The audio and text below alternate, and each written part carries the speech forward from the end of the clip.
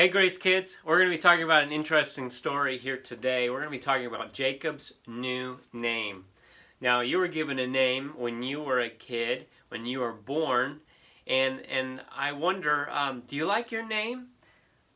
Maybe sometimes we like it, maybe sometimes we don't. Maybe sometimes people use their middle name at times because they like their middle name better, or they just like a change up, or they use a nickname. Well, Jacob is given a new name in this passage. We're going to be going to Genesis chapter 32 through 33. So if you want to check that out for yourself, check out the background of the story. That would be awesome. But as we get into this, we're going to be talking about Jacob's new name and how God changed Jacob's name to Israel, the name of God's covenant people. So this is a very interesting factor, a transition in the story here that we're going to be figuring out. But it's just so cool how God arranges this story, okay? And so we're going to read off Genesis 28:15 because I think this verse is a good reminder as we see Jacob moving through his own journey.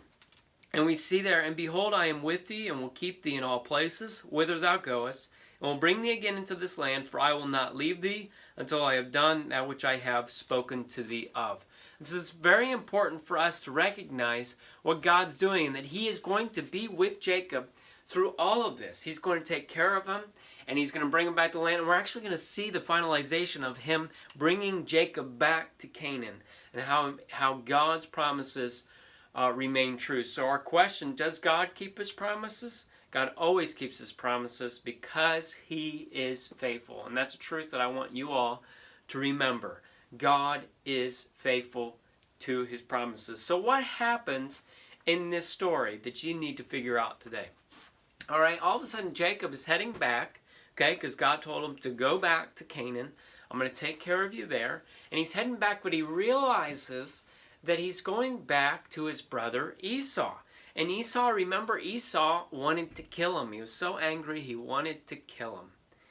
And so how do you go back to a land when your brother wants to kill you? Pretty intense. But as he goes back, he sends messengers back to tell Esau, hey, I'm coming back, all right? He sends gifts of goats, sheep, camels, cows, bulls, donkeys. He sends all kinds of animals to try to pacify his brother Esau, to keep him from being so angry with him. So, I mean, does gifts ever help you out to make you a little bit nicer? This is what he's hoping on.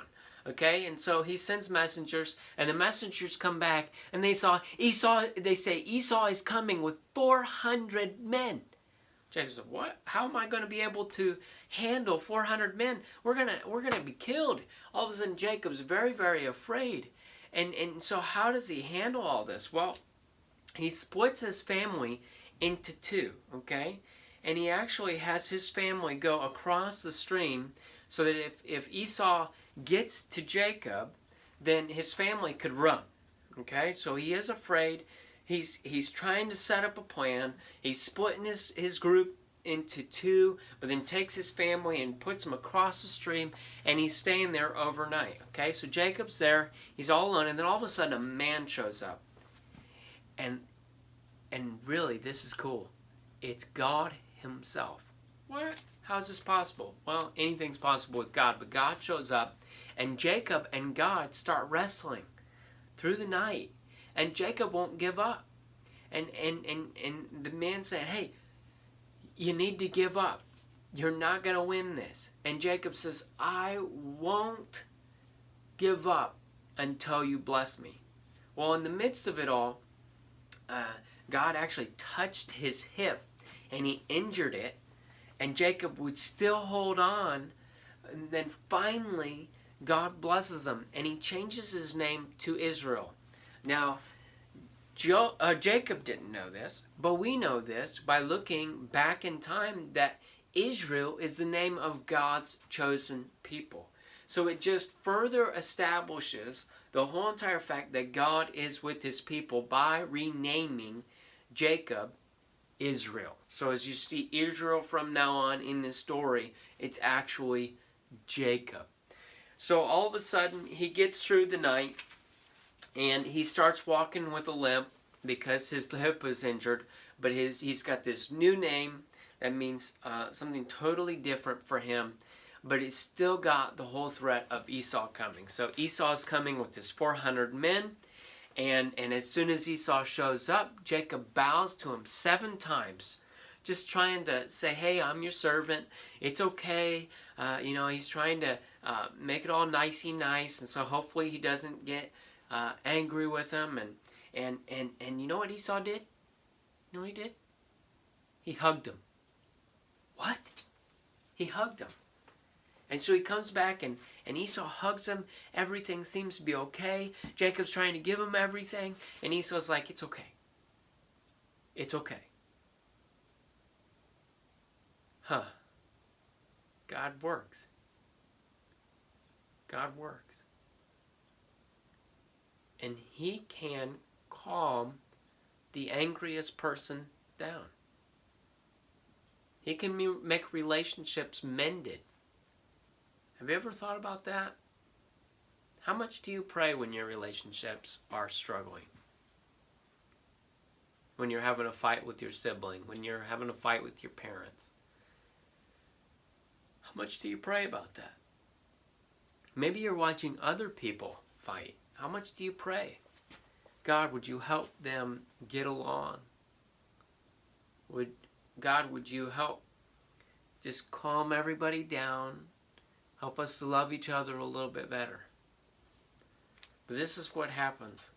And Esau hugs him, and Esau is very welcoming, and Esau goes back home, and Jacob travels into the promised land of Canaan, buys himself some land, and in Shechem, and he sets up shop.